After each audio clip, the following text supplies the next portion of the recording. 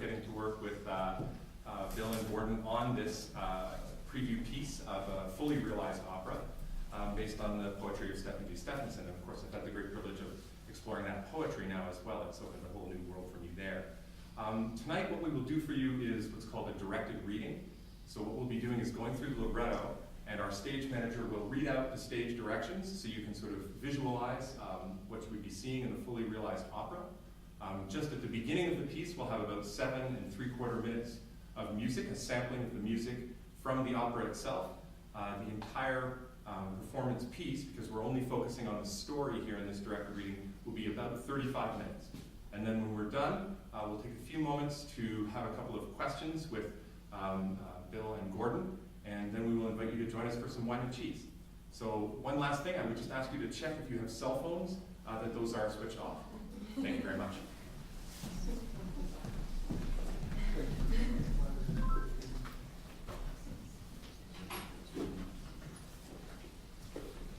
Vopnahlé, Battle Pause.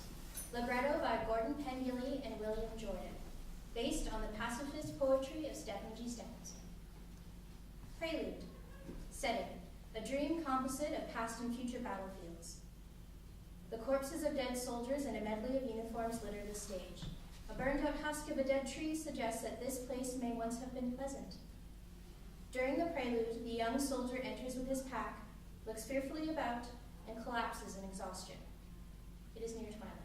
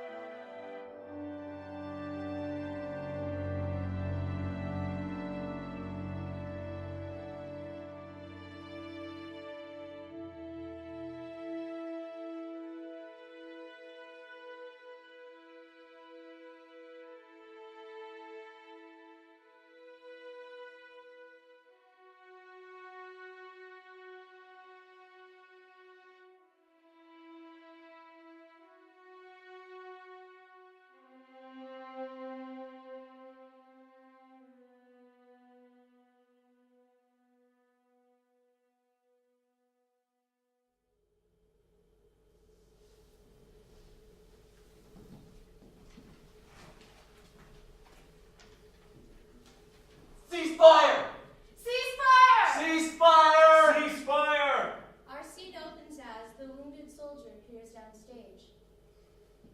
His uniform contains elements of different armies and is in rags. He is clearly wounded in the side. He addresses the audience directly and is never visible to any of the characters except for the old soldier. I've sometimes pondered on this consolation, that if this vile and murderous disease felled every father in every single home in all the world, the sons and husbands too, and grief came crashing in through every door, unwelcomed, yet refusing to depart, then in the end might our serious compassion come to terms with such a wreckage as war. Truth's mightiest power is experience. Scene 1. The young soldier stirs.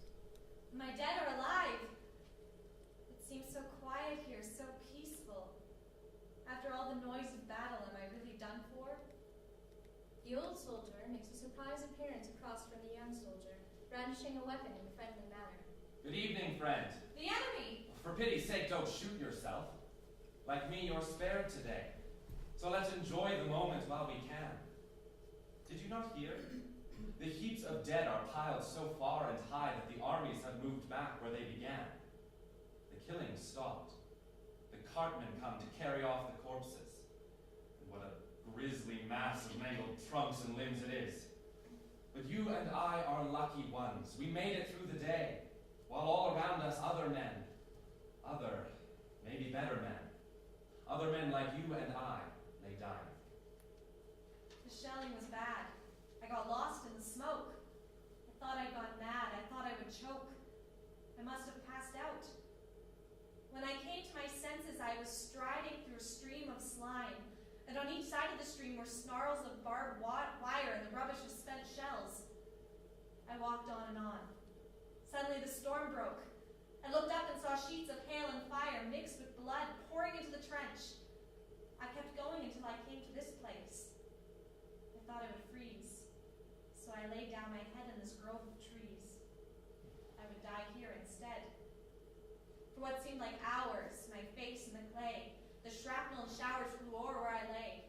I quivered, I prayed in the mud and the mire, but no, didn't hear any call for ceasefire. Who are you, sir? The dead lad, now visible next to the old soldier, sits up mechanically and sings as if in a trance. He is dressed all in white, and his death wound is visible on the side of his head, as if painted there. Sing to me, Father. Sleep, son, sleep. Sing to me, Father. Hush, stay down. And no, I cannot comfort you. For so long as this massacre rages on, I cannot grieve.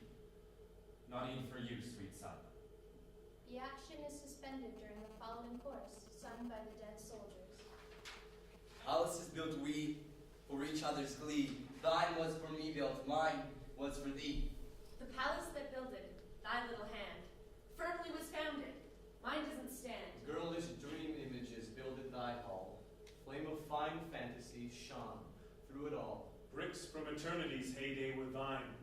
Ephemeral stuffs were the makings of mine. O'er endless eternity, o'er sea, air, and land, shall reach unforgotten a little child's hand. In joy and in sorrow, beside me is thine. At thy bier and thy gravestone, sore wounded is mine. Safe from life's troubles, forever art thou, forever unaltered, thou art with me now. How old are you, boy? 17. Why? I'm old enough to be your father. Then I must salute you, sir. For any soldier as old as you, who fights so hard to save the honor of his fatherland, deserves the respect of his enemy. My boy, my age does not deserve your praise. I haven't 6 feet of fatherland anywhere. I didn't get into this war for that. For generations, my family have been tenant farmers, dispossessed of their land. Long, long ago, our sovereign tyrannized our ancient estates from us and gave the plunder to his nobles in perpetuity, or so it's said by those who seem to know. One thing is sure, freeholder gentlemen sit at home unscathed, while I am here to give up my life, me and my son. About the graves of no man's land may peace be with the slain, and may the stains of clotted gore conceal the marks of Cain. Oh God, to view these human wrecks that lie here all blood-stained. Sing to me, Father, sing to me. Our moans of melody compose, our wounds compel a tear, our limbs, our flesh, our bones expose the battle's grim career. Oh God, to hear these wretched ghosts that voice their woe in pain. Sing to me, Father. Sing to me. Poet, verses making. Stir my feelings deeper. Be my constant keeper. Mind and thought forsaking. Empty heads with throaty valor made this war and stored as horror. It takes a man with will of stone to dare to sing his songs alone. If all time is futile concept, Worthless of deeper desire. Then eternal sleep is better. In oblivion to expire. Before the war broke out, the land was racked with strikes and lack of work and lower pay. Inflation soared. It's true there was a glut of money, of merchandise. No one had money, and people starved from its plenty. But the shrewd financiers of the world, they understood the subtle workings of the men in power to set a heavier mortgage and commit the people to an economic serfdom, taking their unborn children for repayment and forced to slave and pay the endless interest. That is the first foreboding of war. Starvation midst plenty. War preparations started. Overnight, that put an end to the peaceful jobs, the common work which earns us daily bread. My fate was sealed.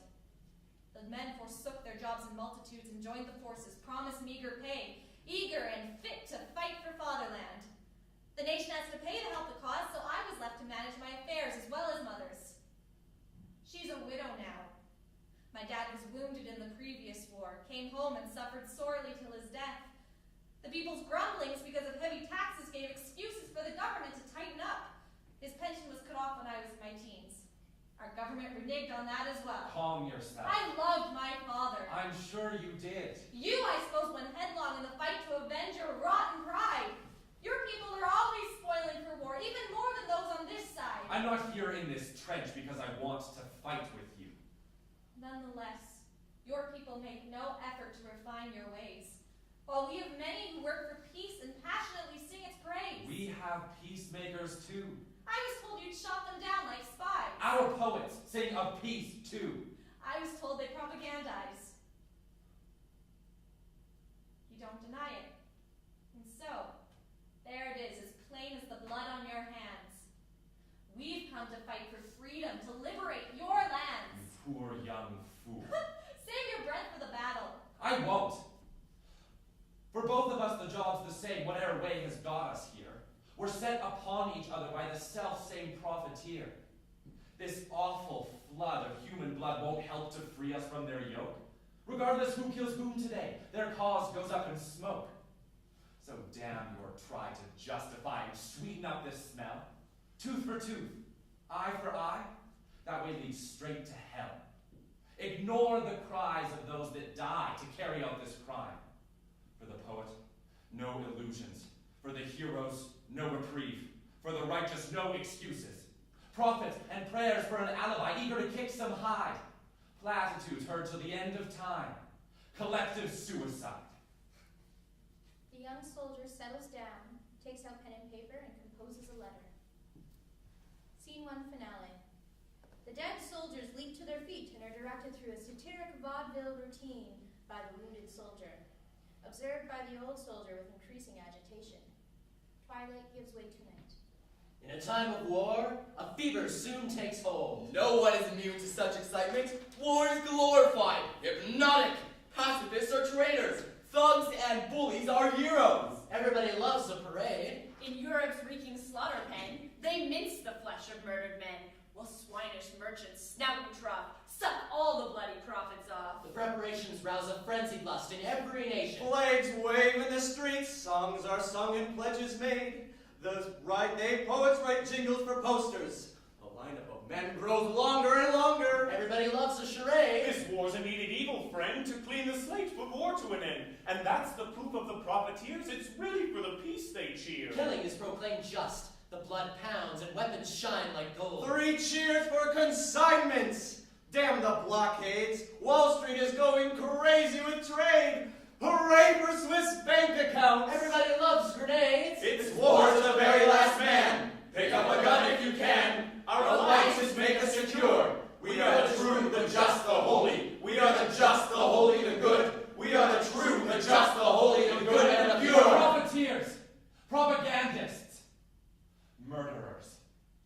You couldn't draw their compassion out with a pair of hot tongs.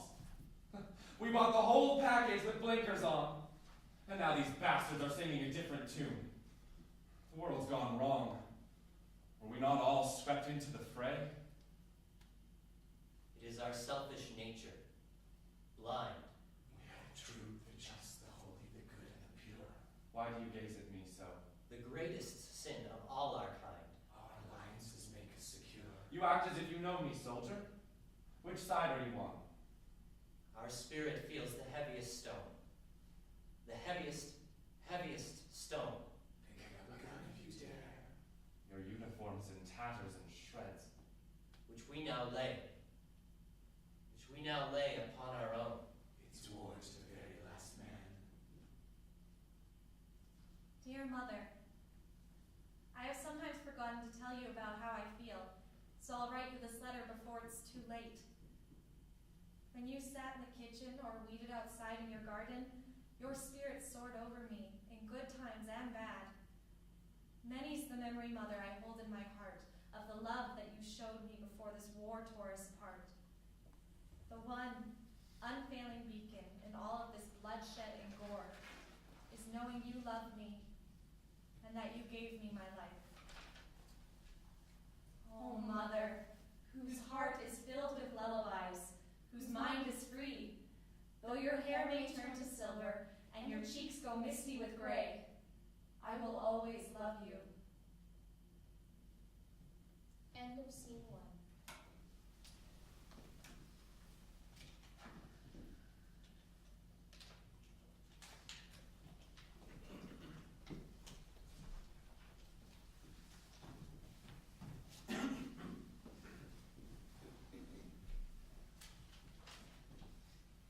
Scene 2.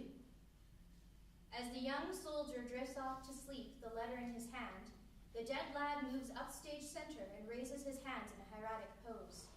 The dead soldiers rise and assemble themselves for a series of skits directed by the wounded soldier. Each skit appears to be a response to the dead lad's invocation. The old soldier keeps watch throughout. First skit, the politician. I know thy works, and charity, and service, and faith, and thy patience, and the last to be more than the first. In my country was a politician who was all too well respected. He mustered a force of thousands, and he saith unto the throng, My people, my children, all is well. For now is come the time for all to inherit the kingdom. To the hungry we soon shall give meat. To the thirsty we soon shall give drink. We shall take in the stranger, clothe the naked, nurture the sick, and break the chains of those who languish, imprisoned under unjust laws. Bleeding heart! Shut up! Notwithstanding, I have a few things against thee, because thou sufferest that woman Jezebel, which calleth herself a prophetess, to teach and to seduce my servants to commit fornication, and to eat things sacrificed unto idols. But those that come against us shall not prevail. Theirs is a house without foundation, and it shall fall. And the ruin of that house shall be great. Well, how'd you go there, Mr. President? You'll sure get my vote again. Hip hip hooray! Hip hip hooray! Hip hip hooray! Second skit, the patriarch. I know thy works, and tribulation, and poverty, but thou art rich. And I know the blasphemy of them which say they are Jews and are not, but are the synagogue of Satan. In my country was an honored patriarch, who all his life championed the cause of the poor, the underdogs, and all the working class. He mustered a force of thousands on thousands, and saith unto the throng, The hypocrites.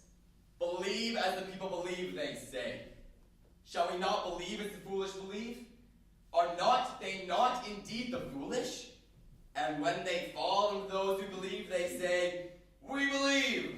And when they go apart to the devils, they declare, Lo, we are with you, we did but mock.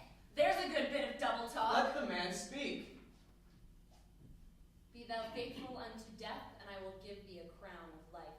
Warfare is ordained for you, though though it is hateful unto you. Slay these hypocrites wherever you find them, and drive them out of the places whence they drove you out. For persecution is worse than slaughter. That's telling them, Pops. Let's go get the bounders. Hallelujah! Third skit, the journalist. I know thy works, that thou art neither cold nor hot. I would thou were cold or hot.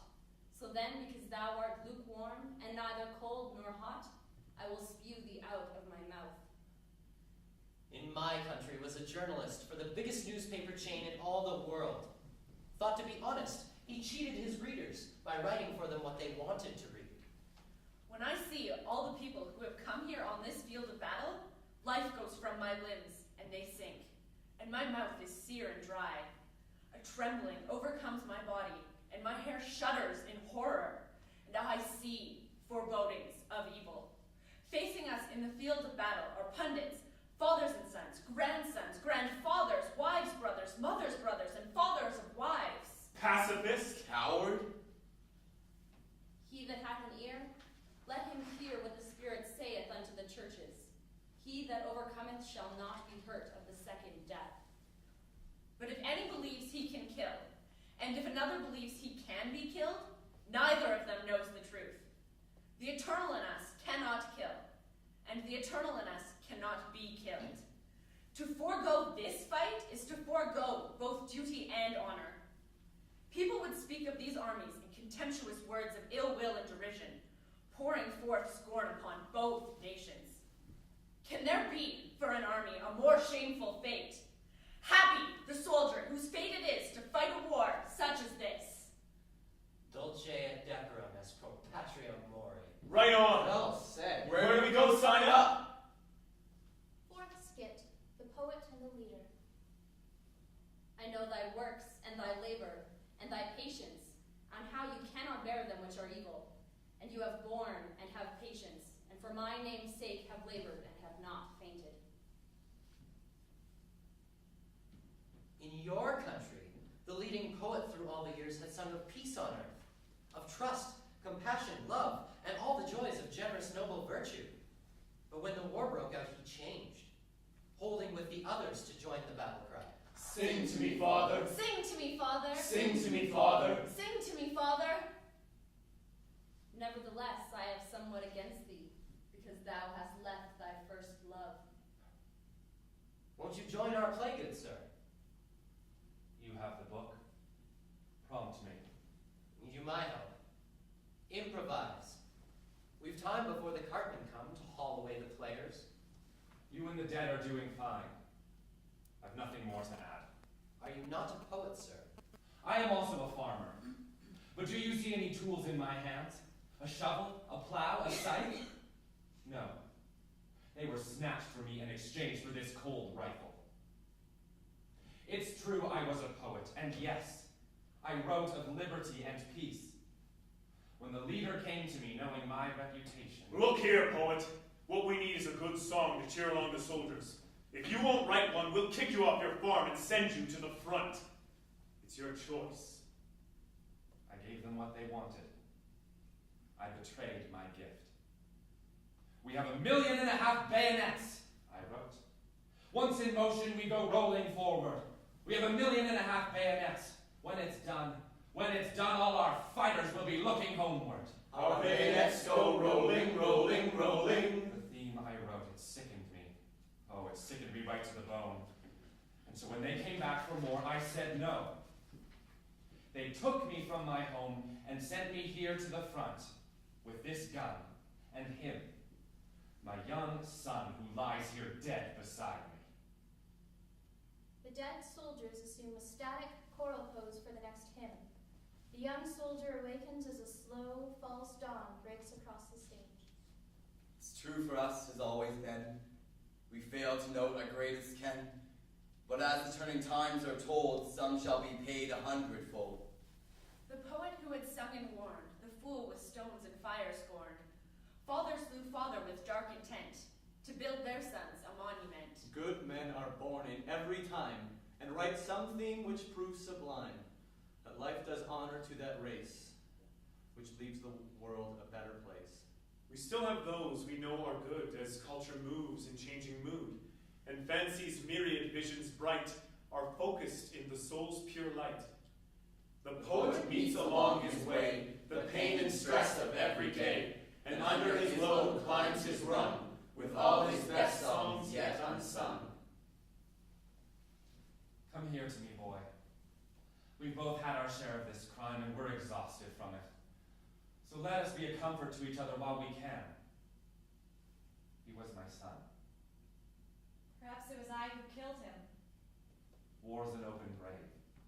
I won't allow his death to come between us. I thought I heard some strange singing a little while ago. I hear it as well. And I see specters of souls, all ghastly and pale, looming up from a woeful abyss, baited and governed by greed and disease, entreating me, calling to me. Sing to me, Father. They call me Father. What would they have from you? Some light-winged bit of verse, I suppose, to bid them heavenward. Perhaps you feel he needs your prayers. I shall tell you the story, and you may judge for yourself. Fifth skit, the country lad. There was a country lad who never went into the army. He was ridiculed, threatened, and despised, branded a spineless outcast by those fathers and mothers who had sons at the front. He was called a coward and a fool afraid to die. Behind our lines, one of your crack brigades had surged too far. We had to move fast or lose our chance of cutting you off. But none of us knew the countryside. Our captain commandeered this very youth to lead us. It was the district his family lived in. Our march has gone on far too long over these hills and valleys. Get us in range of those damn troops within a moment's time. Not for all the world. And what do you mean by that? Meaning, I'll not carry out your command. And furthermore, you will never trap your enemy, for I've led you all astray, to save the lives of others for a while. You stupid piece of shit! I'll show you what a real soldier's made of. Here, you! Sir? Do the honors, my good man. Teach this traitor a lesson. Send him to his grave.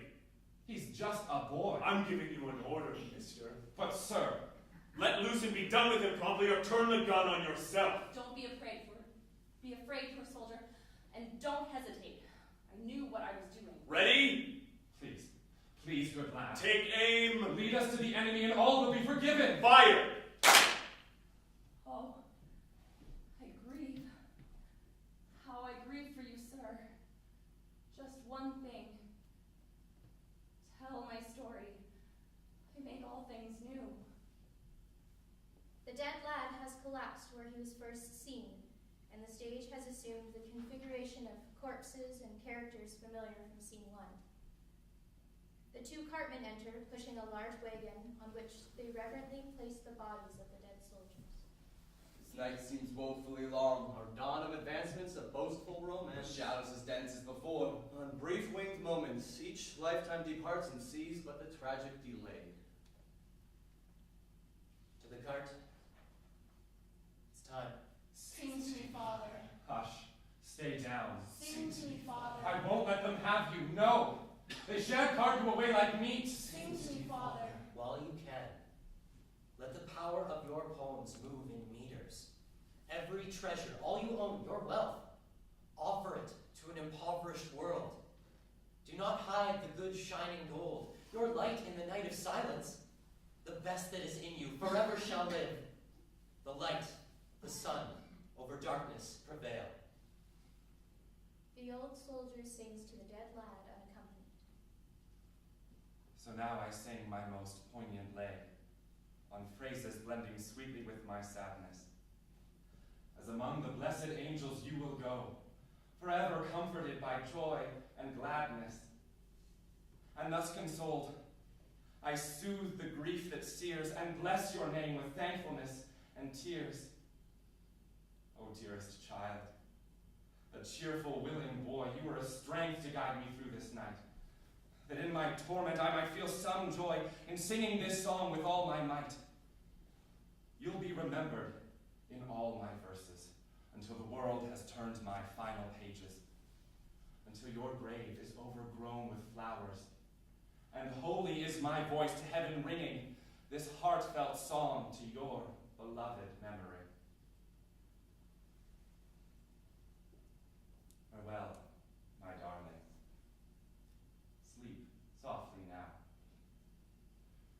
these kisses I leave on thy brow.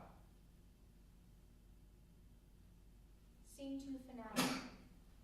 In what follows, the true dawn breaks golden across the stage. The wounded soldier and the dead lad slowly follow the cartman off. At the same time, a communion is enacted between the protagonists. As the light changes, the tree slowly ripens into a green. The sound of flowing water is heard throughout. This is how all our lives will be awakened. To morning on the soil, in the air. A little child will take us by the hand, saying, "Come hither." Come hither. I will show thee the bride, the lamb's wife. Here, take this bite. You need it more than me. I'll hold out till we get our mess.